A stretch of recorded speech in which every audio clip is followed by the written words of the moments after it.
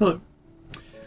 So in this writing notes video, I'm going to give you another teaching strategy. And again, this is one that I've found works equally well whether you do it in an in-person classroom or online. And that's having your students write a proposal before a major project. So there's a lot of different ways to approach this, and a lot of people do some version of this.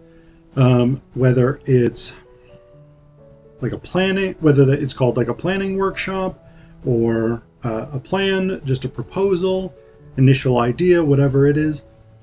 But basically the idea here is that prior to a major project that's going to require a lot of work and a lot of thought from your students, you want to get their initial conception of that project.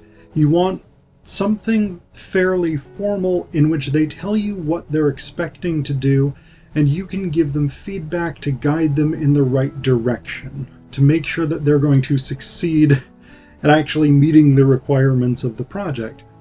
So typically, I think this is done in a fairly short sort of written document.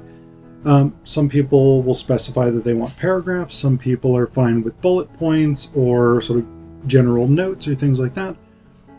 But I want to talk you through my particular strategy, the thing that I ask my students to do with proposals or planning workshops. So basically, I ask them to write me 3 short paragraphs, and each of these paragraphs has a specific purpose. So the first is to describe the actual argument that they want to make, or the research question that they want to pursue, the narrative that they want to tell, if it's a personal narrative, whatever it is. So tell me about the thing that you plan to do for this actual project. The second paragraph is going to identify the specific audience that you're going to be addressing. So who do you intend to write this for? And I mean, if you've watched other videos on my channel, you'll know that one of the biggest things for me is audience awareness. We always shape our rhetoric for specific audiences, and I want my students to be thinking specifically about that. I want them to think in detail about who they're writing for, what are the characteristics of that audience, what are their values, what do they believe is important, what types of arguments and appeals are going to persuade them, etc., etc. So that's the second paragraph. So what are you writing about? Who are you writing to? And then what are the stakes for this argument? What are the stakes for this project? Why does it matter? And this, of course, is one of the major components of rhetoric is exigence. What prompts this in the world? What is it that you as a writer are hoping to achieve through this?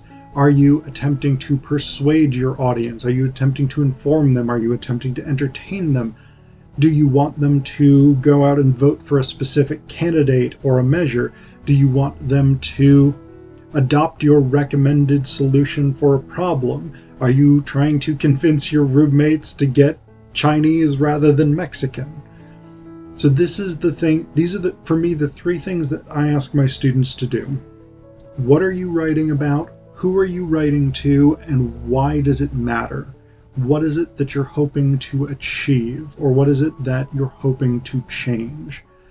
Because if students start a project by thinking about these 3 questions, rather than necessarily just thinking about the first question, what are you going to write?